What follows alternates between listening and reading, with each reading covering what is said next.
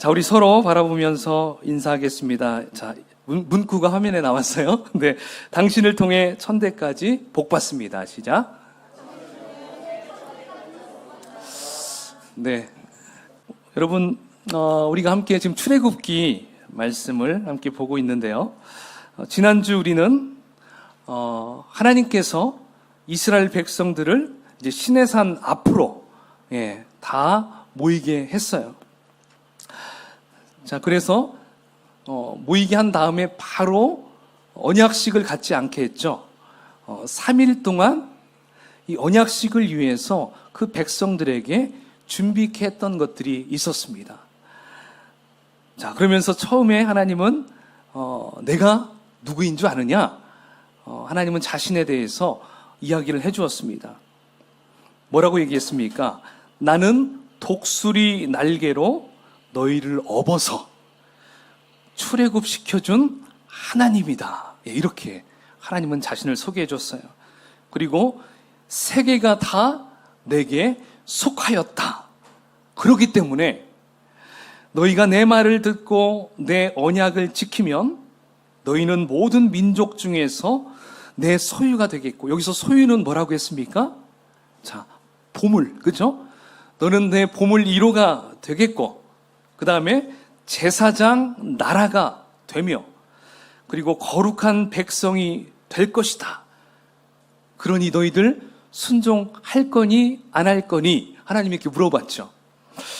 여러분, 모든 백성들이 하나님의 이 말씀을 듣고 하나님의 질문을 어떻게 반응했습니까? 모두 다 그들은 19장 8절에 이렇게 나왔었어요. 백성들이 일제히 여호와께서 명령하신 대로 우리가 행하겠습니다. 이렇게 말을 하였어요. 기억나시죠? 네. 그래서 이제 하나님은 3일 동안 백성들의 몸과 마음을 깨끗이 청결케 하라 말씀하셨어요. 그리고 시내산 위로는 절대로 올라오지 못하도록 경계를 다 세웠습니다. 이제 모든 준비를 다 마치고 이제 오늘 출애굽기 20장 드디어 하나님과의 언약식, 이 출애굽의 말씀, 출애굽에서 가장 핵심 이 10계명을 이제 하나님께서 주시는 부분이 나왔습니다. 자, 여러분 10계명 10계명 하면 여러분은 어떤 생각이 드십니까? 뭔가 좀 냉소적인 느낌도 들어요. 좀 차갑게 느껴질 수 있고 뭔가 강요받는 느낌, 좀 뭐 각서 뭐 이런 느낌 받을 수 있을 거예요. 그래서 10계명을 한번 한자로 찾아보니까 이렇게 나와 있더라고요. 열십자에 경계할 경자에 명령할 명. 그러니까 10가지 경계할 명령. 자, 이걸 영어로 하면 The Ten Commandment. 그래서 명령이라는 그런 단어를 우리가 볼 수가 있어요. 그러니까 명령하면 보통 어디에서 쓰는 용어죠? 군대. 예, 군대. 그러니까 군인 출신들은 명령하면 절대 복종. 이거 어기면 다른 방으로 들어간다. 뭐 이렇게 생각을 할 수가 있죠. 그래서 뭐 군기 교육을 받든지, 그러니까 명령하면 좀 뭔가가 나를 확 억압하는 느낌이 들 수 있어요. 근데 사실 오늘 출애굽기 20장의 말씀에 보면 히브리어로서 이 명령이라는 단어가 존재하지 않습니다. 오히려 명령 대신 말씀이라는 단어로 보여주고 있어요. 그게 10번 나온다고 합니다. 그래서 이 10계명을 연구하는 학자들은 이 10계명을 라틴어로 이렇게 표현했어요. 데칼로그. 한번 따라해 볼까요? 시작. 데칼로그. 이 데칼로그라고 불러요. 이 데칼로그의 의미는 이거예요. 대화, 소통, 교환, 대담. 이러한 의미라는 것입니다. 그러니까 이 데칼로그 단어를 사용해서 이 10계명 이름이 가지고 있는 좀 차갑고 명령적인 느낌을 없애주기 위함이었던 것입니다. 그래서 데칼로그, 10가지 데칼로그 이렇게 이야기를 합니다. 자, 그래서 10계명은 한 인간을 압박하는 하나님의 일방적인 명령이 아니라 바로 하나님과 우리 사이의 인격적인 대화임을 가르쳐 준다는 것입니다. 이것을 알려주시고요. 이것을 좀 꼭 알았으면 좋겠다, 이러한 의미로 볼 수 있다는 것입니다. 또 그리고 흥미로운 것은 하나님께서 천지 창조하실 때 거기에서도 하나님의 말씀이라는 단어가 또 10번 나온다고 그래요.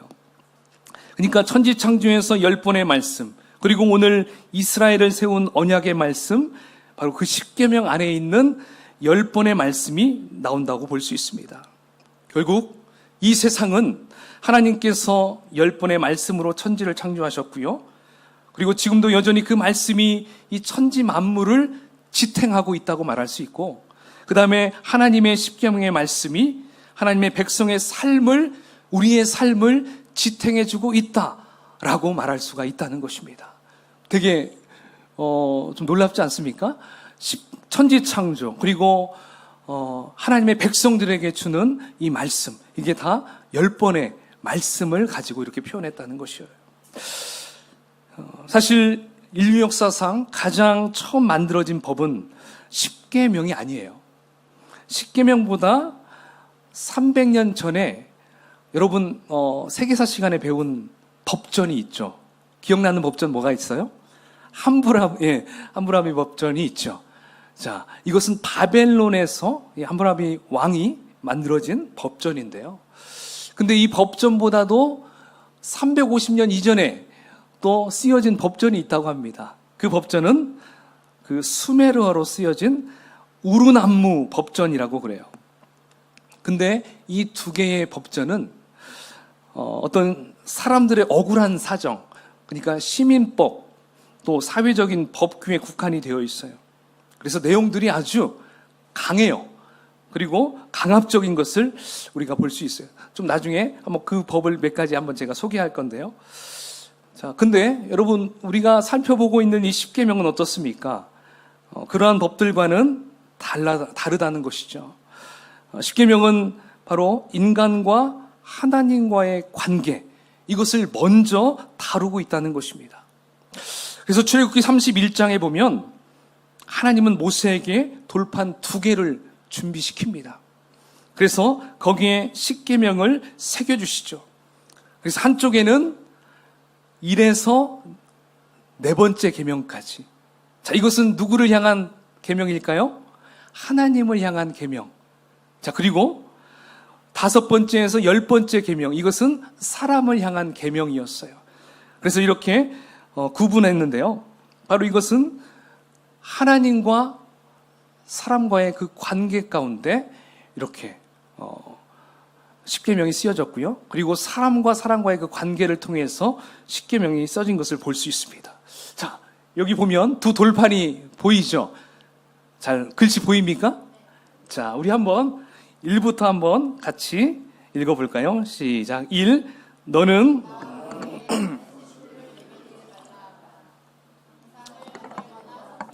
3. 하나님의 이름을 망령되게 부르지 말라. 4.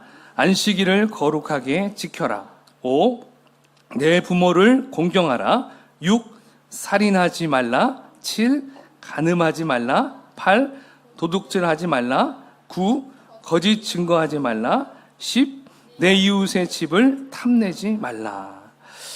네, 여러분, 여기에 적혀 있는 것이 바로 십계명의 내용입니다. 근데 세상 다른 모든 법전에는 1계명부터 4계명은 없어요. 바로 이건 무엇을 의미하냐면 하나님과 나와의 관계에 대한 법은 전혀 존재하지 않는다는 것입니다. 사실 이게 별것 아닌 것처럼 우리는 생각할 수가 있습니다. 근데 우리와 같이 하나님을 섬기는 사람들에게는 너무나 중요하다는 것입니다. 이게 없다면 솔직히 우리가 하나님 앞에 나아갈 수 있는 방법이 참 어려웠을 거예요. 바로 하나님과 사람과의 이 관계를 이렇게 다루어 주었다는 것은 이 십계명이 그저 살아보다가 이게 좀 필요하겠구나 해서 만들어진 것이 아니라는 것입니다. 하나님의 백성이 되기 위해서, 그리고 하나님의 백성으로 살아가기 위해서는 하나님과의 관계가 이루어져야 합니다. 그런데 그 관계가 맺어질 수 있는 무엇이 필요하냐면 하나의 법안이 필요하다는 것입니다.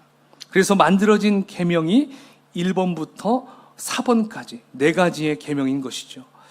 그리고 이 4개의 계명을 통해서 이제 나머지 5, 6, 7, 8, 90 그 나머지 모든 계명들이, 모든 법안들이 만들어졌다는 것입니다. 그리고 여러 율례들이 또 뒤에 보면 나오죠.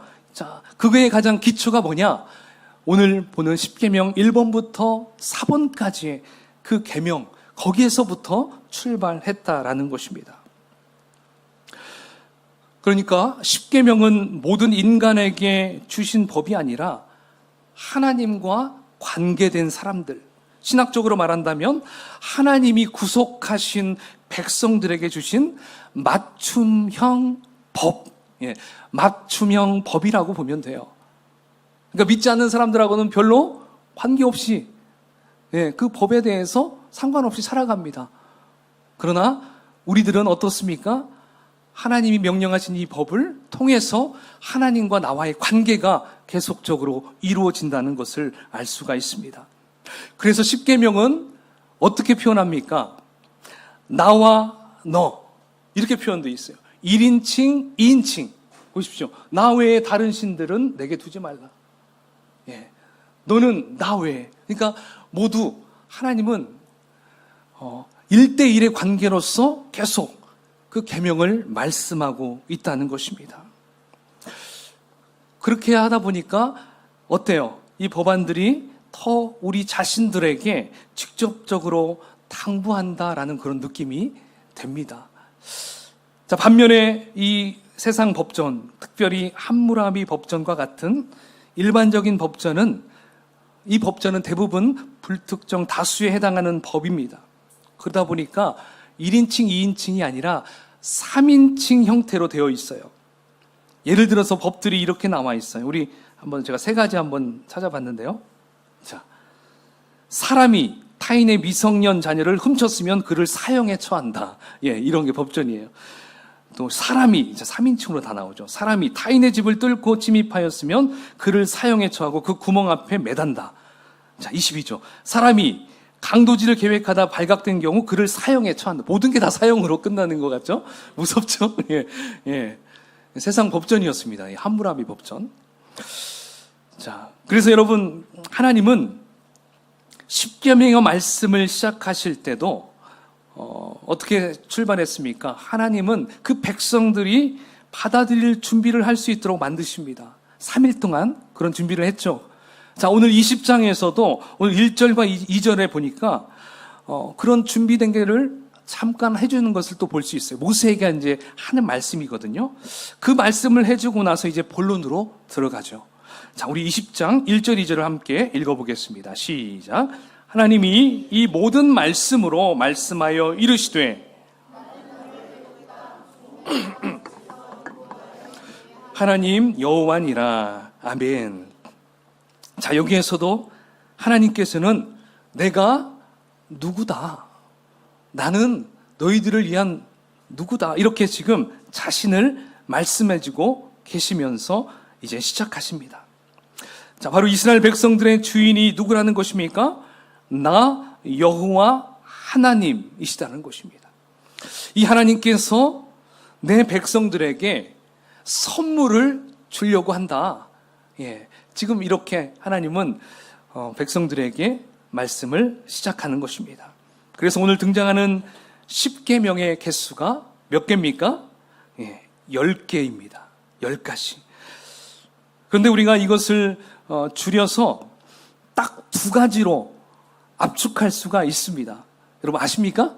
2가지로 딱 압축하면, 자, 신약 성경에 보면, 마태복음에 보면 예수님께서 이 10계명을 2가지로 딱 요약해서 설명해 주셨습니다. 우리 한번 그 부분을 같이 읽어보겠습니다. 시작.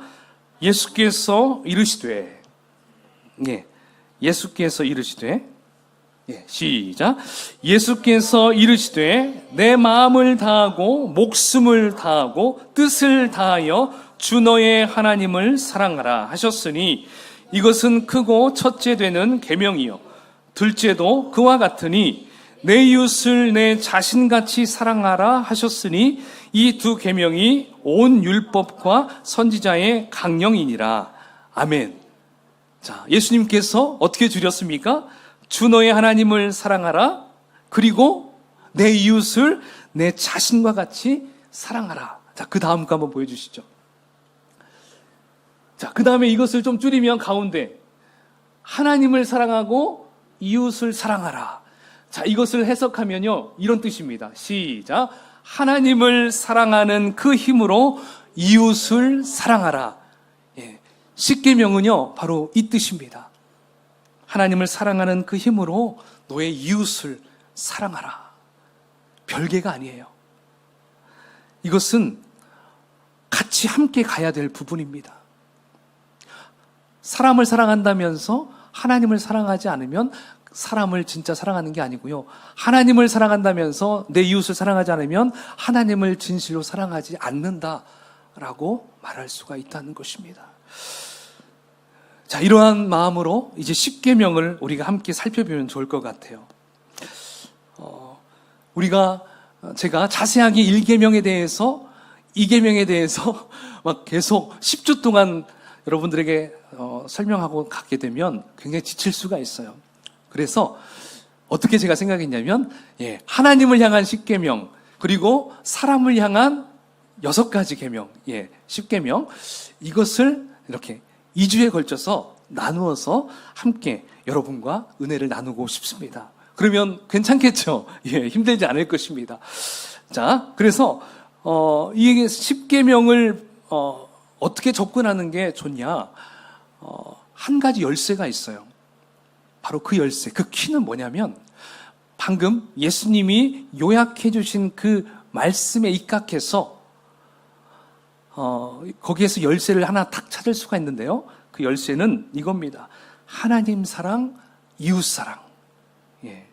바로 하나님을 사랑하고 내 이웃을 사랑하라. 바로 이것이 십계명을 풀 수 있는 열쇠, 마스터키라는 것입니다. 이것을 제쳐두고 그냥 그것만 보면 계속 율법에 집중하다 보니까 이거 하면 안 되고 이거 해야 되고 그래서 굉장히 어렵고 힘이 들 수 있습니다. 그래서 이 한 가지 키를 가지고 우리가 함께 살펴보면 좋을 것 같아요. 자, 그럼 먼저 제1계명과 2계명을 함께 살펴보겠습니다. 자, 한번 읽어볼까요? 시작. 너는 나 외에 다른 신을 섬기지 말라. 우상 숭배하지 말라. 1계명과 2계명 이것을 같이 하나의 패키지다라고 생각하면 돼요. 함께 같이 갈 수 있어요. 근데 사실 여러분 우리 개신교의 10계명과 천주교 카톨릭에서 말하는 10계명 약간 차이가 있는 거 아십니까? 차이가 있어요. 카톨릭의 10계명에는요 제2계명이 없어요. 2계명이 뭐였어요? 우상 숭배하지 말라. 2계명을 빼고요. 마지막 10번째 계명. 10번째 계명은 타인의 집의 것을 탐하지 말라. 우리가 이렇게 나왔잖아요. 근데 거기에서는요.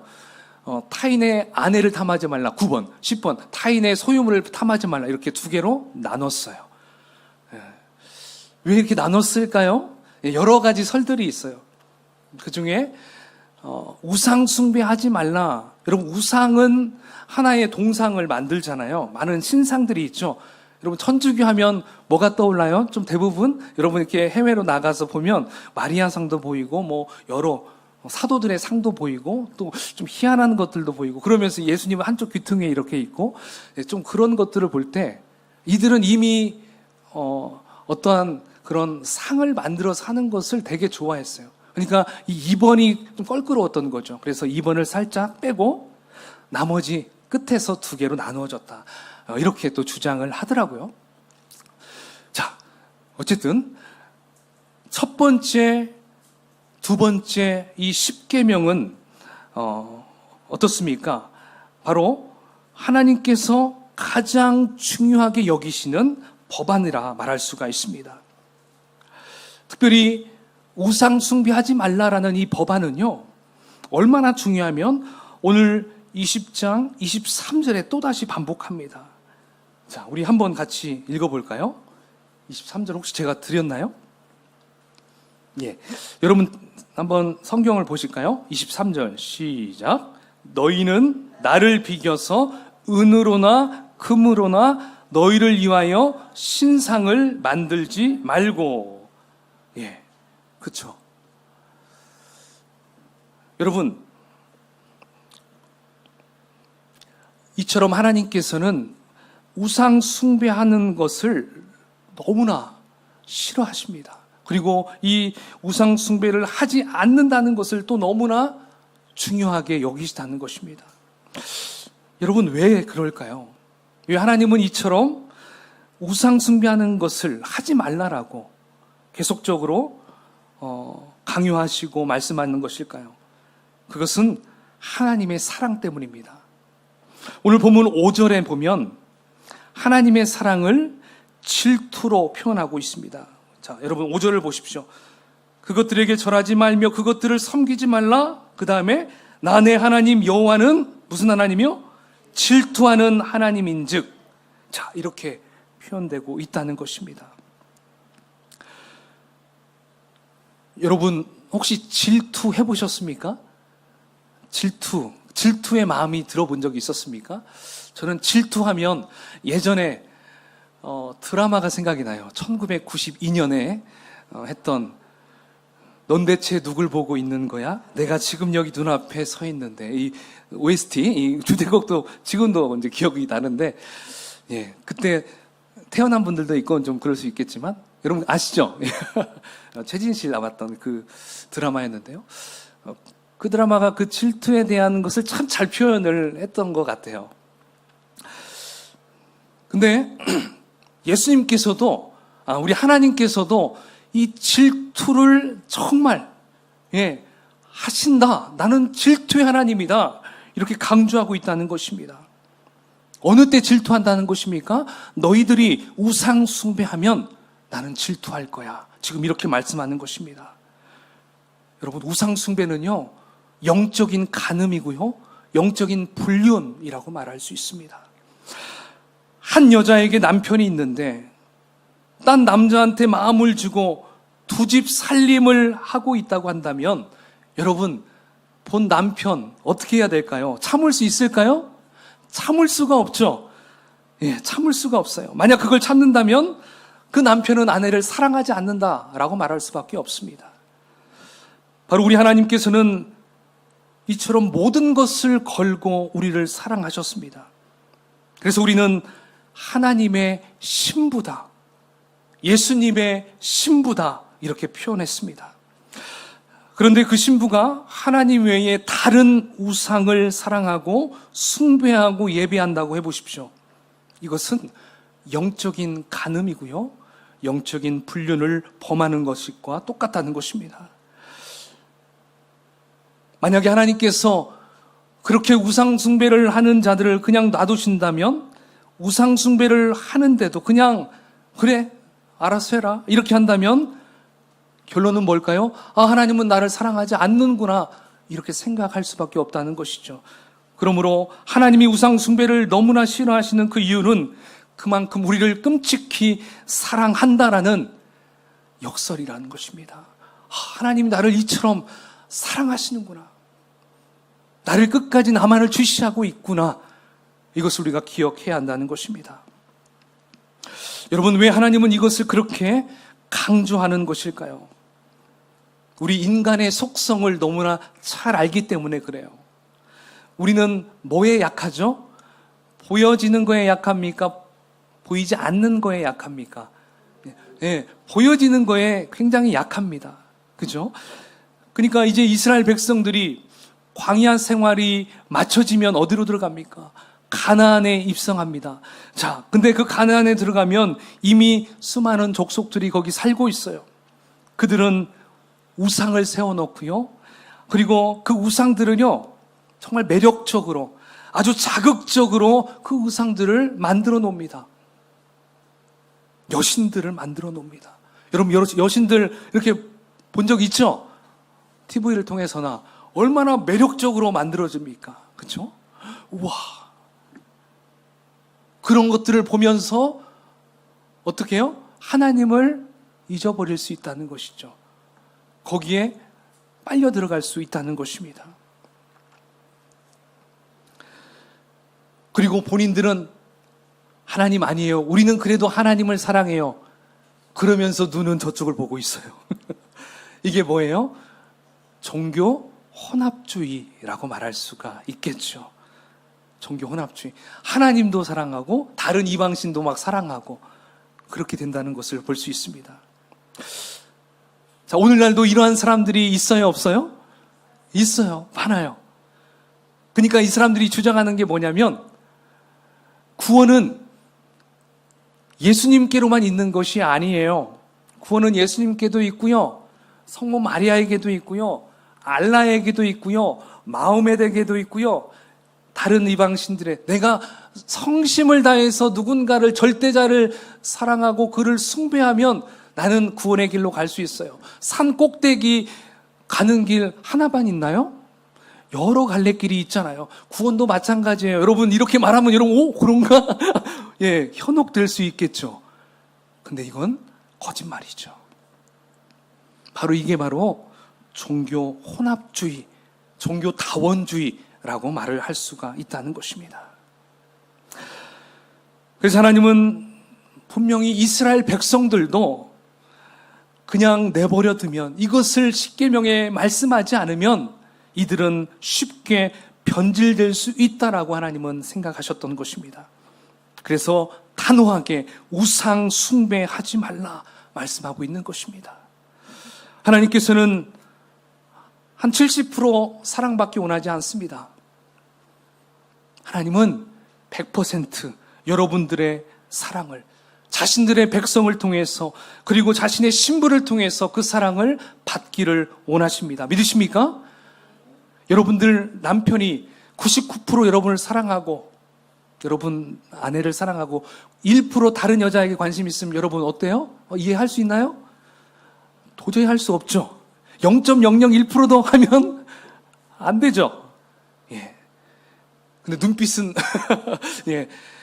우리는 그냥 완벽하게 그분에게 그분이라고 해야 되나? 나의 사랑하는 배우자에게 여러분 아내도 마찬가지죠. 남편에게 100% 여러분들을 드려야 되는 거예요. 하나님도 이걸 요구하신다는 것입니다. 불순물이 들어가면 안 된다는 것이죠. 그러므로 우리도 오직 하나님 한 분만 사랑하고 하나님만을 예배하고 그분만을 의지하는 여러분이 되기를 축원합니다. 예. 근데 우리가 이렇게 신앙생활을 잘하다가 연말이 되면 어때요? 막 재미 삼아서 타로라는 어떤 점을 보는 크리스찬들도 눈에 가끔씩 띄고요. 일이 너무 안 풀리면 집사님들이 사주를 보러 가는 경우도 있고요. 그러면 거기에서 점 보는 분이 그런데요. 당신 예수 믿지? 예수 믿는 사람이 여기 왜 왔어? 오히려 혼낸다는 말도 있어요. 그러니까 그들이 보이는 거죠. 여러분 영이 있어요. 그러니까 그들도 저 사람 저 안에는 성령이 있구나. 그걸 알기 때문에 쫓아보내는 거예요.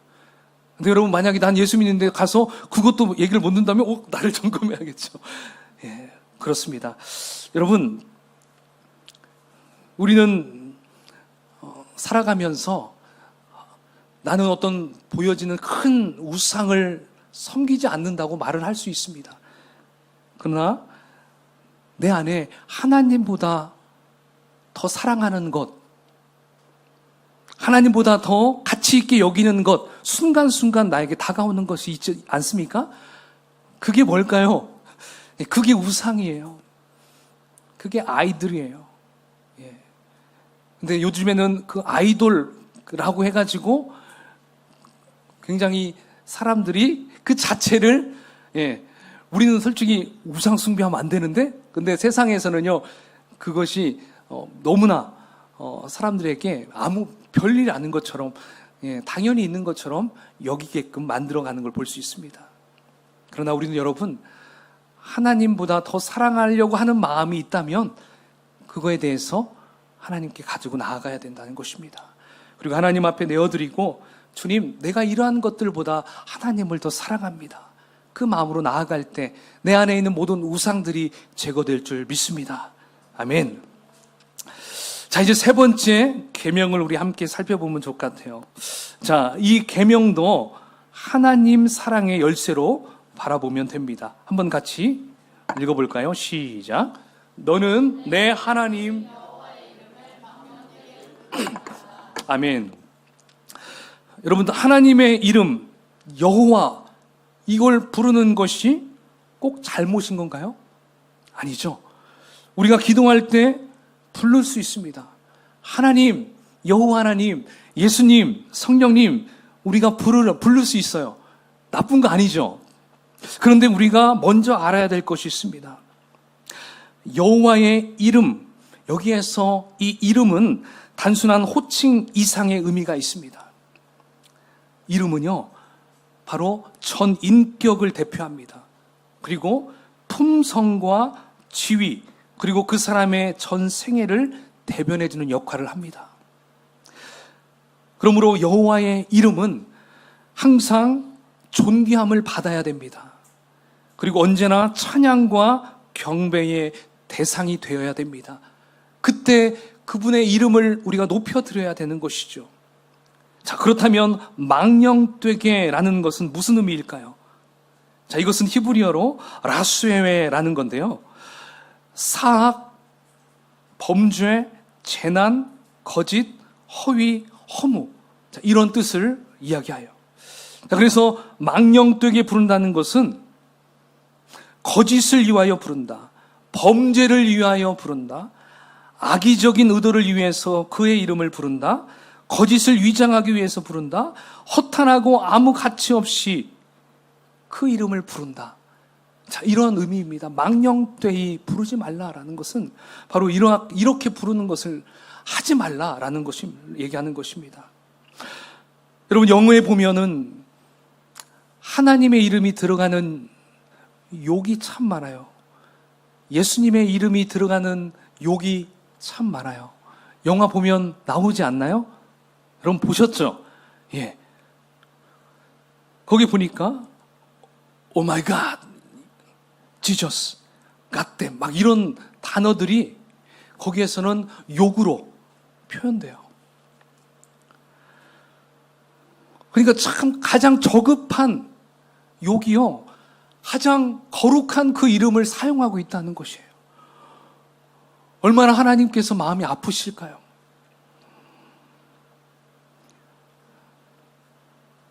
여러분, 우리나라도 이런 부분이 좀 있긴 해요. 어떤 분들은요, 우리가 기도할 때 주여, 주여 이렇게 할 수 있는데 그냥 시도 때도 없이 막 그걸 남발하는 사람들도 있어요. 또 아버지라는 말을 또 막 남발하는 사람들이 있어요. 여러분, 이게 좋은 게 아닙니다. 그러니까 우리가 주님을 부르고 하나님을 부르고 아버지를 부를 때는요, 정말 부를 장소에서, 그리고 그러한 마음을 가지고 하나님께 불러야 돼요. 그 이름을 불러야 된다는 것을 우리가 기억했으면 좋겠습니다. 그리고 맹세라는 것도 그렇습니다. 하나님께 대한 맹세. 여러분, 보통 맹세를 언제 합니까?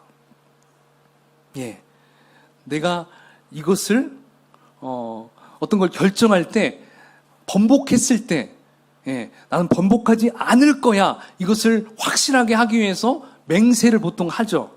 근데 그때 누구의 이름을 가지고 맹세를 많이 합니까? 예, 하나님의 이름을 걸고 나 맹세해, 이런 얘기 여러분 해보셨나요? 들어보셨을 수도 있어요. 근데 여러분, 하나님의 이름은 여러분들의 맹세를 위해 있는 것이 아닙니다.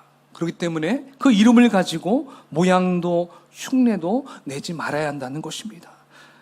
스가랴서 5장 4절에 이런 말씀이 있습니다. 우리 같이 읽어보겠습니다. 시작. 내 이름을 가리켜 망령되이 맹세하는 자의 집에도 들어가서 그의 집에 머무르며 그 집을 나무와 돌과 아울러 사르리라 하셨느니라. 아멘. 여러분, 그렇다면 우리가 하나님의 이름, 예수 그리스도의 이름을 언제 불러야 될까요? 그때가 언제일까요? 바로 이 시간, 예배의 시간, 하나님 앞에 기도하는 시간, 그리고 하나님 앞에 찬양하는 시간, 그때는 우리가 마음껏 그분의 이름을 외쳐야 합니다. 불러야 됩니다. 그리고 그 이름을 사모하고 정말 그 이름이 내 입에서 계속적으로 흘러나와야 될 줄 믿습니다. 아멘이십니까? 하나님은 이것을 원하십니다. 자, 이제 네 번째 계명, 마지막 계명인데요. 오늘의 마지막. 자, 안식일을 지켜라. 자, 여러분, 이 계명도 하나님의 사랑의 틀에서 보면 참 아주 쉽습니다. 안식일을 지켜라. 여러분, 오늘날은 안식일을 주일로 생각하면 되겠죠? 주일을 지켜라. 여러분, 이 계명을 딱 들었을 때 여러분들에게 반감이 좀 생기는 분 계십니까? 그러면 제가 하는 설교를, 제가 하는 이야기를 한번 잘 들어보십시오. 여러분, 사랑하는 사람이 생기면 무엇을 하고 싶습니까? 예, 하고 싶은 게 참 많이 있죠. 맛집도 가고 싶고, 함께 영화도 보고 싶고, 함께 공연도 보고 싶고요, 맛있는 피자도 먹고 싶고요. 예, 여러분, 이러한 것을 뭐라고 하죠? 한마디로 데이트라고 하죠. 예, 사랑하는 사람이 생기면 데이트를 하고 싶은 마음이 생겨요. 그렇다면 여러분, 남녀가 서로 사귈 때, 데이트할 때, 남자이든 여자이든 이렇게 혹시 막 강요하는 사람이 있습니까? 너 데이트 꼭 지켜야 돼? 너 데이트 날짜도 안 지키면 너 이렇게 하는 분 있습니까? 예, 서로 사귀면서 데이트 날짜를 막 강요하거나 그러면 뭔가요? 무섭네요. 자, 여러분, 이런 말 할 필요가 없습니다. 왜냐하면 같이 만나다가 각자의 집으로 헤어지면 어때요? 또 만나고 싶어져요. 그러니까 이것은 어떤 날짜의 개념보다도 늘 그 사람을 생각해요. 떨어져 있어도 그 사람을 바라보고 싶고 만나고 싶어요. 그렇기 때문에 어떤 날짜를 딱 정했을 때 그 날짜는 지킬 수밖에 없는, 그리고 기다려질 수밖에 없는 그 날이 바로 데이트 날짜라고 볼 수가 있겠죠. 이처럼 안식일, 특별히 이 주일을 지키는 것도 바로 공식적인 하나님과의 데이트 시간이라고 보면 된다는 것입니다. 사랑하는 남녀가 데이트 시간에 몰입하듯이 하나님과 그 데이트 시간인 이 예배 시간에 온전히 하나님께 집중함으로 하나님의 임재 안에 확 들어가서 넘치는 예배를 드리는 것, 바로 이것이 안식일을 온전히 지키는 것, 주일을 온전히 지키는 것이라고 말할 수가 있다는 것입니다. 바로 하나님은 그 특별한 데이트를 통해서 우리의 영을 살리고요, 그리고 우리의 가정을 살리고 이 나라와 열방을 살린다는 것입니다. 할렐루야.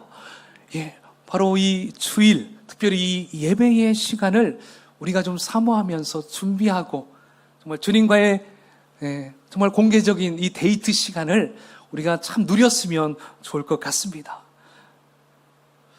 자, 이렇게 우리가 오늘 네 가지의 이 하나님이 주신 이 계명들을 함께 살펴보았는데요.